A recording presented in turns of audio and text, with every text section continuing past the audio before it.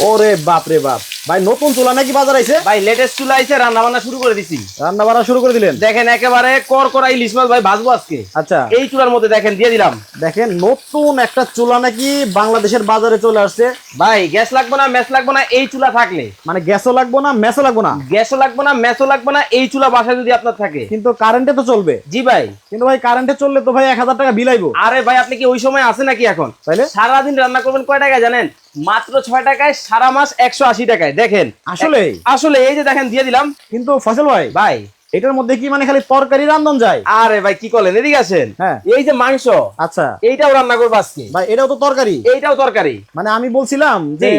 ভাত রান্না করা যায় না। আরে ভাই এই যে ভাত, ও আচ্ছা, ভাত রান্নবেন? ভাতও রান্নবো। আচ্ছা, ভাতও রান্না হবে? ভাতও রান্না হবে, মাংসটাও রান্না হবে। এই যে দেখেন দিয়ে দিলাম। আচ্ছা, একেবারে গ্যাসের চুলার মতো দেখেন ছ্যাঁচ ছ্যাঁচ করতে হবে। রে একবারে ডাক দিয়ে উঠলো। একেবারে ছ্যাঁচ ছ্যাঁচ করে রান্না হইব, রসা রসা কষা কষা।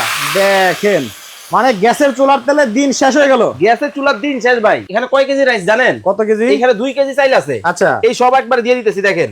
ও আচ্ছা, মানে একসাথে 2 কেজি চালের ভাত রান্না করা যাবে? রান্না করা যাবে। ওকে, দেখেন দিয়ে দিলাম। দেখেন এই যে দিয়ে দেওয়া হইলো। এটার মধ্যে ভাতটা কেমন ঝরঝরে হয় আমরা কিন্তু দেখাবো। এই যে দেখেন কত লাগানো যাবে। সহজ কিন্তু হয়ে গেছে। একেবারে দেখেন গ্যাসের চুলার মতো, দেখছেন? ওয়াও, কালারটা দেখেন জাস্ট।